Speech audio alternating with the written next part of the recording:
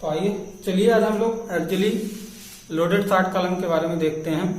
इसके पहले वाले वीडियो में हम लोगों ने देखा था कि कोई एक्चुअली लोडेड शार्ट कॉलम है, लेकिन उसका आकार कैसा है, आयताकार या वर्गाकार है, तथा उसमें कैसा बार लगा है, टाई बार लगा है। लेकिन आज हम लोग देखेंगे एक सर्कुलर कॉलम है जिसमें क्या लगा है, आपका सर्पिल बार लगा है। ठीक है, तो इसके पिछले वाले वीडियो में हम लोग ने जितना भी 3 क्लासेस थी, तीनों क्लासेस में देखा था मैंने टाई बार के कंडीशन में। एक आपका वर्गाकार का लिया गया था क्वेश्चन, दूसरा भी वर्गाकार का, तीसरा सर्कुलर का, लेकिन तीनों क्वेश्चन में क्या था, आपका टाई बार लगा था। लेकिन आज हम लोग जो देखेंगे वो किसके बारे में देखेंगे, गोलाकार स्तंभ के बारे में। ठीक है, मतलब सर्कुलर कॉलम के बारे में देखेंगे, लेकिन क्या होगा, उसमें सर्पिल बार लगा होगा। ठीक है, तो प्लीज आप लोग कॉपी और पेन लेकर के बैठ जाइए। हम एक एक स्टेप बताते जाएंगे, आप उसे नोट करते जाइएगा। फिर उसके बाद हम लोग क्या करेंगे, न्यूमेरिकल को सॉल्व कर लेंगे, उसे भी आप लोग नोट करते हुए जाइएगा, जिससे आप लोगों को यह पूरा स्पष्ट रूप से समझ में आ जाएगा। एक्चुअली लोडेड जो शार्ट कॉलम है, जो सबसे कह सकते हैं टफ क्वेश्चन है, वो आपका यही है जब क्या हो, आपका सर्पिल टाई बार लगा हो। ठीक है, तो एक्चुअली लोडेड शार्ट कॉलम से आपके सेमेस्टर एग्जामिनेशन में से 10 नंबर का क्वेश्चन आ ही जाता है। तो प्लीज आप लोग पेन और कॉपी लेकर बैठ जाइए। ये समझ लीजिएगा, हम ये 4 वीडियो देख लिए तो एग्जाम में हम लोग 10 नंबर पा ही जाएंगे। ठीक है, तो आइए चलिए स्टार्ट करते हैं। एक्चुअली लोडेड शार्ट कॉलम जब आपका सर्कुलर कॉलम हो और उसमें क्या लगा हो, आपका सर्पिल बार लगा हो। तो चलिए देखते हैं, जब आपका सर्पिल बार लगा रहता है तो हम क्या क्या करते हैं। तो सबसे पहले हम लोग स्टेप देखते हैं, स्टेप के बाद हम लोग क्या करेंगे, न्यूमेरिकल पे चलेंगे। तो मान लेते हैं ये आपका सर्कुलर कॉलम है, कोई ये आपका सर्कुलर कॉलम है, ये आपका मेन बार है, ये मेन बार है, ये आपका क्या है, सर्पिल बार है इसके चारों तरफ, और इतना डिस्टेंस क्या है, आपका कवर है, ये कवर है, ये आपका मेन बार है जिसका व्यास आई है, और ये आपका क्या है, सर्पिल बार है जिसका व्यास क्या है, आई है। यहां से लेकर के यहां तक इसका जो व्यास है वो क्या है, आपका डी है, और यहां से लेकर के यहां तक का जो व्यास है ये क्या है, आपका डी के है। तो चलिए ये देखते हैं इसमें क्या क्या किया जाता है। तो सबसे पहला आप क्या निकालेंगे, इसमें एजी निकालेंगे। एजी बराबर क्या होगा, π/4 इंटू डी का स्क्वायर होगा। दूसरा क्या निकालेंगे, एससी निकालेंगे, क्या होगा, π/4 इंटू 5 का स्क्वायर इंटू नंबर ऑफ बार होगा। लेकिन ये जो 5 होगा ये क्या होगा, आपका मेन बार का व्यास होगा। आई होप ये क्लियर होगा आपका। इसके बाद हम लोग निकालेंगे डीके। डीके बराबर क्या होगा आपका, ये होगा, इसके पिछले वाले वीडियो में मैंने बताया था, d-2 into cover, d-2 into cover plus 2 into 5। 5 क्या है यहाँ पर, सर्पिल व्यास का, सर्पिल बार का क्या है, व्यास है। यहां तक आपको आई होप समझ में आ गया होगा। इसके बाद हम लोग निकालेंगे एके। एके बराबर क्या होगा, π/4 इंटू डीके का स्क्वायर माइनस एएससी होगा। ठीक है, इसी को हम लोग कहते हैं, एके को ही कहते हैं एसी भी कहते हैं। ठीक है, यहां समझ लीजिए, एके को ही हम लोग क्या कहते हैं, एसी। यहाँ पर कोर का व्यास होगा, यहाँ कंक्रीट का व्यास। यहाँ पर एक चीज समझ लीजिए, जो सर्कुलर कॉलम होता है, सर्कुलर कॉलम में जो कंक्रीट स्ट्रेंथ देती है, जिसमें क्या लगा हो, आपका सर्पिल बार लगा हो, ये बस आपका इसके अंदर की जो कंक्रीट रहती है वही बस स्ट्रेंथ देती है। अर्थात डीके जो हुआ डी के व्यास के अंदर जो आपका कंक्रीट रहता वही आपका स्ट्रेंथ देता है, और ये जो कवर होता है ये आपका कोई भी स्ट्रेंथ नहीं देता है। लेकिन जब सर्कुलर कॉलम में सर्पिल बार ना लगा हो, केवल क्या लगा हो, रिंग लगा हो, ये आपका रिंग है, ध्यान से देखिएगा, ये आपका क्या है, सर्पिल बार है, लेकिन ये आपका क्या है, रिंग है। तो वहां पर जो कंक्रीट व्यास देती है वहां पर ये पूरा देती है, पूरा व्यास जो देती है वो आपका स्ट्रेंथ देती है। तो यहाँ पर देखिए, यहाँ पर जो कंक्रीट स्ट्रेंथ देगी ये पूरे व्यास की जो कंक्रीट है वो पूरी स्ट्रेंथ देगी, लेकिन यहाँ पर अंदर का बस जो कंक्रीट रहता है वही स्ट्रेंथ देता है आपका, ठीक है, सर्पिल बार के कंडीशन में। तो इसीलिए यहाँ पर हम लोग जो AC निकालेंगे π/4 इंटू डी के स्क्वायर माइनस SC लेंगे, लेकिन यहाँ पर हम लोग क्या लेंगे, π/4 इंटू डी का स्क्वायर माइनस SC लेंगे, ठीक है। जब रिंग लगा हो तब डी लेंगे, लेकिन जब सर्पिल बार लगा हो तो यहाँ पर क्या रखेंगे, हम लोग डी के रखेंगे। क्यों? क्योंकि जब सर्पिल बार रहता है तो जो कंक्रीट स्ट्रेंथ देती है कोर के व्यास के अंदर वाली जो कंक्रीट रहती है वही बस आपकी स्ट्रेंथ देती है। डी को क्या कहते हैं हम लोग, कोर का व्यास कहते हैं। लेकिन यहाँ पर जब रिंग लगा हो तो पूरी कंक्रीट जो होती है वो पूरा स्ट्रेंथ आपकी देती है। तो चलिए आइए देखते हैं इसके आगे। यहां से आप AC या AK निकाल सकते हैं। AC या AK बराबर क्या हो जाएगा, π/4 इंटू डी के का स्क्वायर माइनस SC हो जाएगा। इसके बाद हम लोग क्या निकालेंगे,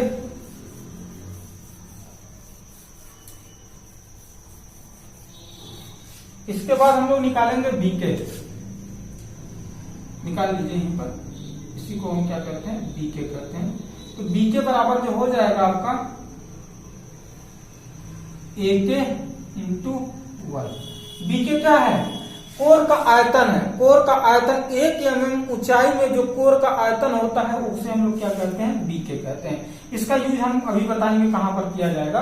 तो इतना करने के बाद हम लोग जो फार्मूला अप्लाई करेंगे, फार्मूला कौन सा अप्लाई करेंगे, PU बराबर 1.05 कोष्टक में आप लिख लीजिए 0.4 FCK into AC plus 0.67 FY into SC, ठीक है। तो AC आपका यही है यहाँ पर। तो ये फार्मूला अप्लाई करेंगे, लेकिन एक कंडीशन है, लेकिन आपका इसके पहले वाले वीडियो में कोई कंडीशन आपका नहीं बनता था। लेकिन जब आपका सर्कुलर कॉलम आ जाएगा जिसमें आपका सर्पिल बार लगा हो तो एक कंडीशन बन जाती है कब यह फार्मूला अप्लाई करेंगे, ठीक है। तो वह जो कंडीशन है वो है आपका सर्पिल परवलन का आयतन बटे कोर का आयतन is greater than equal to होना चाहिए 0.36 कोष्टक में AG upon AK minus 1 FCK upon FY। तो ये क्या है आपके लिए, एक कंडीशन है कि कब आपका ये फार्मूला लगेगा, जब यह आएगा अर्थात इसका जो मान है इसके मान से अधिक आएगा, इसका जो मान है इसका जो मान है इसके मान से क्या हो, अधिक हो या बराबर हो, तभी हम लोग यह फार्मूला अप्लाई करेंगे। अन्यथा यह फार्मूला हम लोग नहीं अप्लाई करेंगे। तो हम लोग क्या करेंगे, नॉर्मली फार्मूला अप्लाई कर देंगे। PU बराबर 1.05 को हटा देंगे, PU बराबर 0.4 FCK into AC plus 0.67 FY into SC ये अप्लाई कर देंगे। आई होप आपको यहाँ समझ में आ गया होगा। तो यहाँ से आप सर्पिल परवलन के आयतन को हम लोग क्या कहते हैं, BSP कहते हैं। तो BSP upon BK is greater than equal to कितना होना चाहिए, 0.36 AG gross area upon AK minus 1 FCK upon FY। ये कंडीशन आएगा तभी हम लोग ये फार्मूला अप्लाई करेंगे, ठीक है। अब जहां पर BSP कैसे निकाला जाएगा ये हम बता दे रहे हैं आपको। तो BSP जो निकलेगा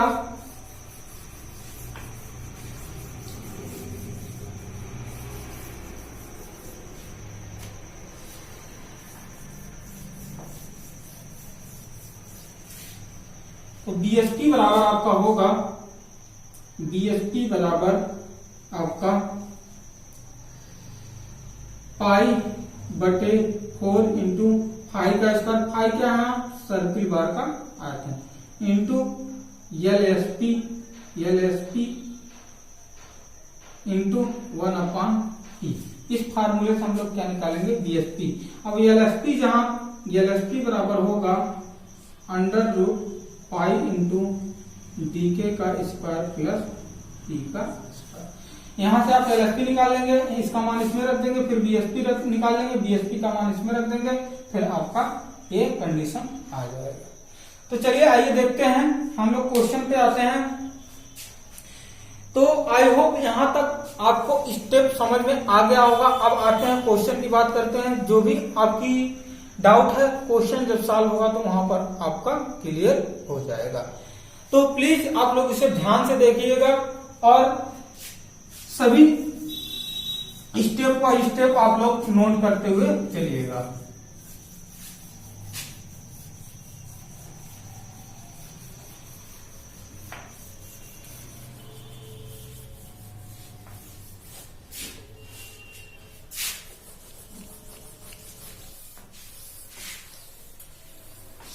चलिए हम एक क्वेश्चन लिए हैं, देखिए क्वेश्चन क्या है। एक गोलाकार स्तंभ का व्यास 300 mm है, इसमें 20 mm व्यास की 8 लंबिका छड़ें डाली गई हैं। स्तंभ को 8 mm व्यास की 25 mm पिच वाली सर्पिल टाई से बांधा गया है। यहाँ पर देखिए सर्पिल टाई का कंडीशन आ गया है। तो स्तंभ का सुरक्षित भार वहन क्षमता ज्ञात करें जब कवर क्या हो 40 mm या 20 ग्रेड की कंक्रीट हो, FT415 श्रेणी का इस्पात हो और minimum is less than 0.05 D हो। इसका मतलब क्या हुआ, अच्छी भारित कॉलम है, लेकिन क्वेश्चन में आपको यह नहीं दिया गया कि यह लघु स्तंभ है कि दीर्घ स्तंभ है। तो यहाँ पर आपको एज्यूम करना पड़ेगा।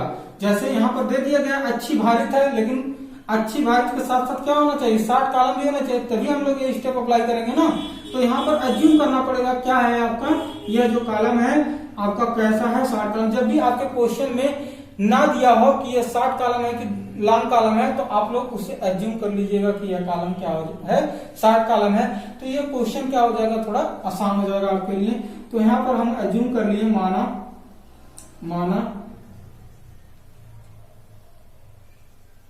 कॉलम जो है कैसा है 60 कॉलम। तो सबसे पहले हम एक फिगर बनाते हैं।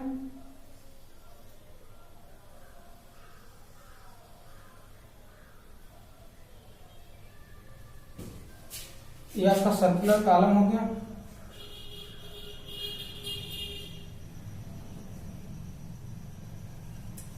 इसमें कितने बार लगे हैं, मेन बार 30 mm व्यास के 8 बार, 1 2 3 4 5 6 7 8 बार हो गए। ये मेन बार हो गए आपके, मेन बार जिसका व्यास कितना दिया गया है 20 mm दिया गया है।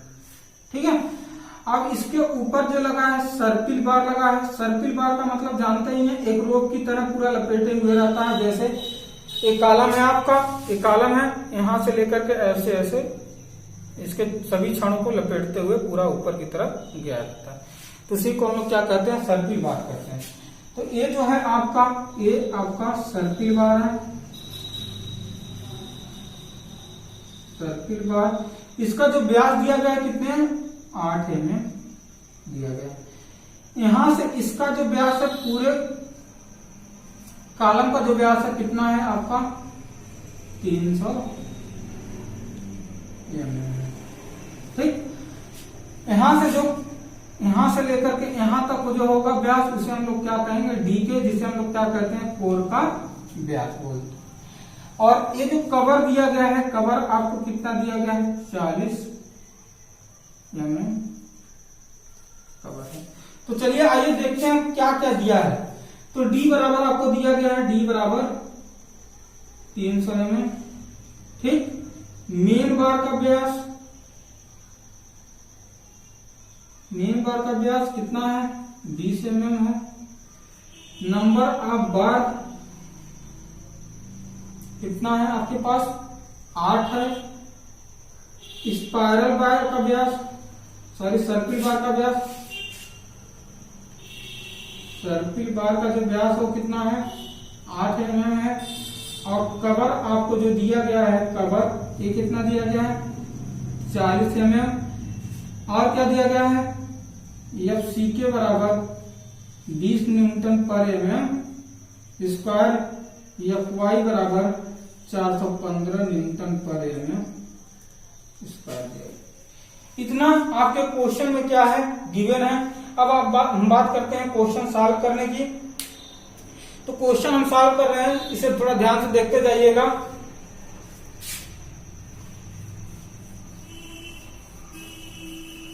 हम स्टेप बाय स्टेप चल रहे हैं। तो सबसे पहला जो स्टेप आप अपनाएंगे, इसमें क्या निकालेंगे आप, AG निकाल लीजिए। AG बराबर क्या होगा π/4 इंटू डी का स्क्वायर, अर्थात क्या हो जाएगा AG बराबर π/4 गुणे 300 का स्क्वायर। इसका जो मान आएगा आपके पास, इसका मान आपका आ जाएगा 70715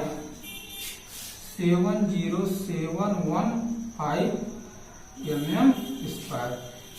दूसरा स्टेप हम अपना रहे हैं। दूसरा स्टेप में हम क्या निकालेंगे, ASC निकालेंगे। ASC बराबर क्या होगा π/4 इंटू 5 का स्क्वायर, क्या है मेन बार का व्यास है, main bar into number of बार। तो देखिए ASC बराबर हो जाएगा आपका π/4 गुणे मेन बार का व्यास 20 का स्क्वायर, नंबर ऑफ बार जो है 8 है। तो ASC बराबर आपका यहां से आ गया है, ASC बराबर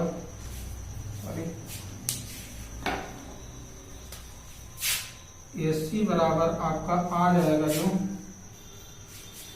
ASC बराबर आपके पास आ गया है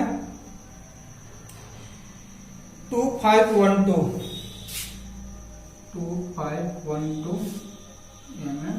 अब बात करेंगे हम लोग किसकी, तीसरा जो है डी के बराबर हो जाएगा D - 2 into cover plus 2 into सर्पिल बार का व्यास। तो डी के बराबर यहां निकाल लीजिए, डी के बराबर 300 - 2 इंटू कवर 40 है, प्लस 2 इंटू सर्पिल बार का व्यास कितना है 8 mm है। तो यहां से डी के बराबर जो आपका आ जाएगा 236 mm आ जाएगा। तो यहां से डी के बराबर आपका हो गया 236 mm हो गया। अब इसके बाद हम लोग क्या निकालेंगे, AK निकालेंगे। चौथा स्टेप आपका हो जाएगा AK बराबर हो जाएगा π/4 इंटू DK का स्क्वायर माइनस ASC। देखिए जो आपका स्ट्रेंथ लेता है, कौन सा लेता है, कोर का जो व्यास है वही लेता है। तो यहां से क्या करेंगे हम लोग, ए ले लेंगे, उसमें से क्या करेंगे ASC घटा देंगे। AK या AC दोनों इसको कर सकते हैं। तो AK बराबर आपका हो जाएगा π/4 गुणे DK का मान कितना है 236 का स्क्वायर माइनस ASC का मान कितना है 2512। ये आपका मान आ जाएगा, कितना आ जाएगा 41249। AK बराबर आपके पास आ जाएगा 41249 mm स्क्वायर। आई होप यहाँ तक आप लोगों को पूरा स्पष्ट रूप से समझ में आ रहा होगा। इसके बाद हम लोग जो बात करेंगे, इसके बाद हम लोग BK की बात करेंगे, अर्थात कोर के आयतन की बात करेंगे। तो इधर हम मिटा रहे हैं इसे।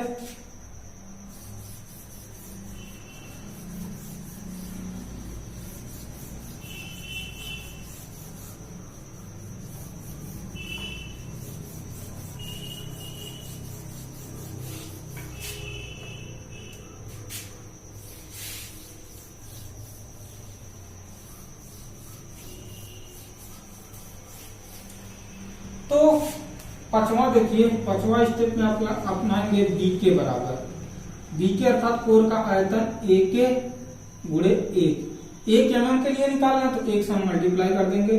तो BK बराबर आपका आ जाएगा 41249 mm हो जाएगा। ठीक, आई होप यहाँ तक आपको स्पष्ट रूप से समझ में आया होगा। अब इसके बाद हम लोग छठवां स्टेप क्या अपनाएंगे, PU बराबर 1.05 कोष्टक में 0.4 एफ के into AC plus 0.67 FY into ASC। ये फार्मूला अपनाएंगे। लेकिन ये फार्मूला कब लगेगा? जब सतवें स्टेप में आ जाइए, जब क्या हो आपका, जब BSP upon BK is greater than equal to 0.36 AG upon AK minus 1 FCK upon FY। इसका जो मान है इससे अधिक हो तभी हम यह फार्मूला अप्लाई करेंगे। ठीक है, तो हमें यहाँ पर निकालना पड़ेगा क्या इसका मान इससे अधिक है कि नहीं है। ठीक है, तभी हम लोग ये फार्मूला PU का फार्मूला अप्लाई करेंगे, अन्यथा हम लोग क्या करेंगे, ये फार्मूला अप्लाई नहीं करेंगे। तो नॉर्मली फार्मूला हम लोग कौन सा अप्लाई करेंगे, 1.05 को हटा देंगे। ठीक है, तो ये फार्मूला अप्लाई करेंगे। लेकिन जब ये कंडीशन आ गया तब आपको यहाँ पर 1.05 लगाना पड़ेगा। तो चलिए आगे देखते हैं हम लोग।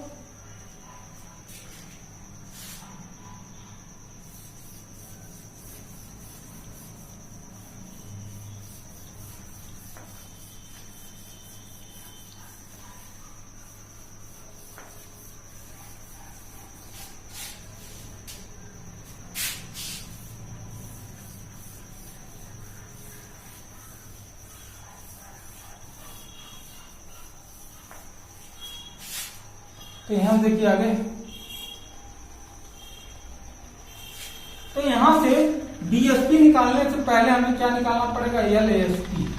LSP बराबर होता क्या है, कोष्टक में पाई बटे 4, 7वां स्टेप देखिए, 7वां स्टेप हम अभी चल ही रहे हैं, पाई इंटू DK का स्क्वायर, सॉरी यहाँ पर पूरा स्क्वायर प्लस P का स्क्वायर। तो LSP बराबर यहां से हो जाएगा पाई इंटू DK का मान कितना, 236 का मान देखिए कितना है, 25, तो P 25 का स्क्वायर। तो LSP बराबर यहां से जो आ जाएगा आपका, LSP बराबर 742 mm, 742 mm हो गया। अब इसके बाद हम लोग क्या निकालेंगे, BSP निकालेंगे। तो BSP बराबर क्या हो जाएगा, यहाँ पर BSP बराबर हो जाएगा आपका पाई बटे 4 इंटू 5 का स्क्वायर, सर्किल बार का व्यास जहां है, into LSP into 1/P। 1 mm के लिए निकालना, जैसे LSP क्या है यहाँ पर, एक पिच में जो क्षण की लंबाई है, सर्किल बार की लंबाई जो है उसे हम लोग LSP कहते हैं। BSP क्या है, BSP 1 mm में, अर्थात 1 mm पिच में जो सर्किल बार का क्या है, आयतन है। तो सर्किल बार का व्यास इंटू लंबाई कर दिए और 1/P कर दिए, तो 1 mm के लिए आ गया। तो सर्किल बार का व्यास इंटू लंबाई कर दिए, तो यहाँ से क्या आ जाएगा आपका, सर्किल बार का आयतन कितने के लिए, 1 mm पिच के लिए। तो 1 mm पिच के लिए आपका ये हो गया। तो यहाँ से BSP बराबर आपका हो जाएगा पाई बटे 4 गुणे 5 का स्क्वायर, मतलब 5 सर्किल बार का व्यास है, तो 8 का स्क्वायर इंटू LSP कितना है, 742, 1/P का मान कितना है आपका 25 है। तो यहां से BSP बराबर आपका आ जाएगा, BSP बराबर 1493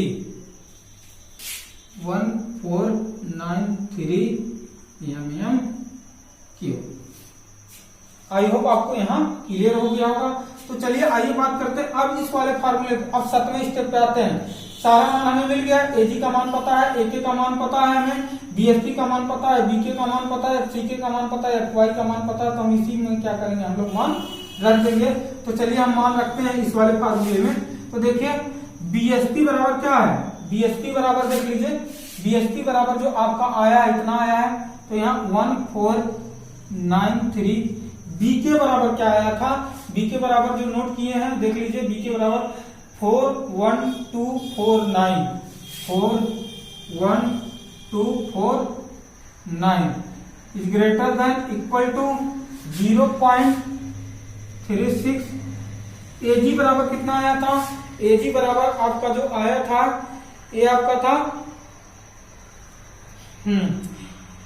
70715, 7071.5 बटे आपका जो आया था ए के बराबर आया था, ये आया था 41249 माइनस 1 एफसीके का मान जो है आपका, एफसीके का मान 20, एफवाई का मान आपका 415। आई होप यहां तक आपको समझ में आ गया होगा। जब इसको सॉल्व करेंगे तो इसका जो मान आएगा, इसका मान आ जाएगा 0.036 ग्रेटर देन इक्वल टू, इसको जब सॉल्व करेंगे तो इसका मान आपका आ जाएगा 0.013। तो देखिए यहां पर जो है यह जो मान है 0.036, ये मान से क्या है, अधिक है।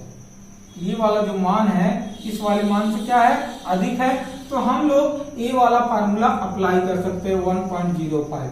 यदि ये मान अधिक नहीं रहता तो इसे हम लोग अप्लाई नहीं करते, तो वहां पर क्या कर देते, 1.05 को हटा करके जो फार्मूला बचता हुआ अप्लाई कर देते। लेकिन यहाँ पर ये मान अधिक है, तो हम कौन सा फार्मूला अप्लाई करेंगे, ये वाला फार्मूला अप्लाई करेंगे। तो यहाँ पर लिख लीजिए, अतः PU बराबर क्या होगा, अतः PU बराबर हो जाएगा आपका 1.05 कोष्टक में 0.4 FCK into AC plus 0.67 FY into SC। अब चलिए सॉल्व करते हैं आगे। तो यहां से देखिए,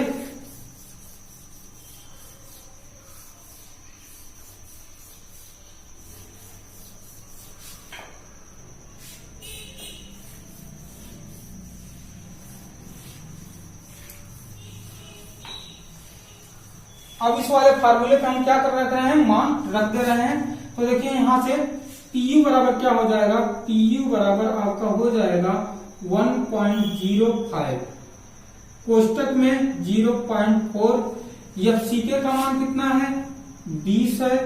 और AC का मान क्या होगा, AC का मान अभी हम बताए हैं, जो आपका AK जो होता है, कोर का जो एरिया होता है वही क्या होता है, आपका AC होता है।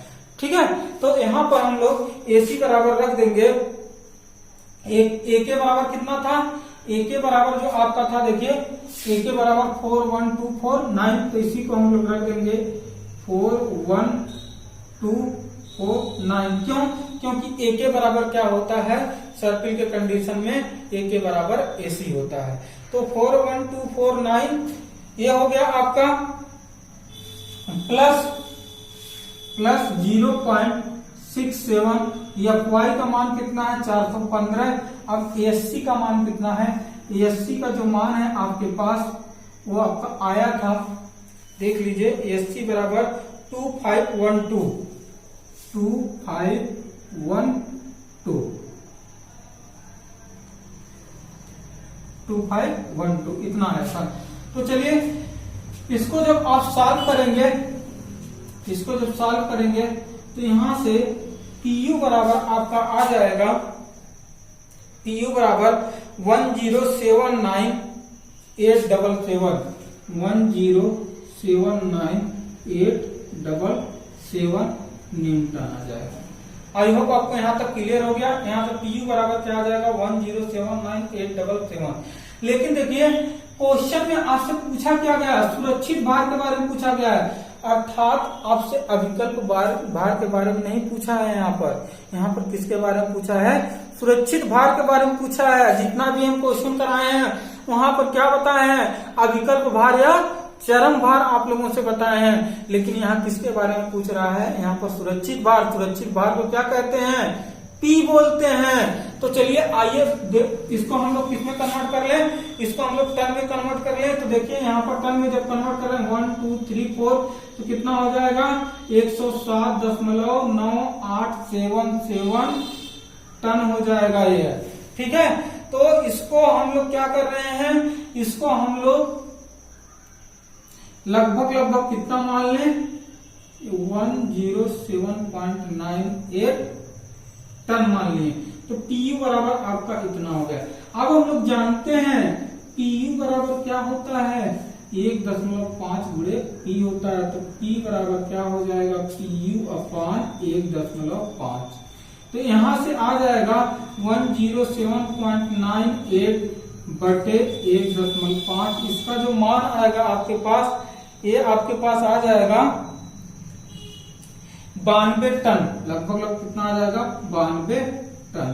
तो P बराबर यहां पर आपका आ गया 92 टन। ये आपका क्या हो गया, आंसर हो गया।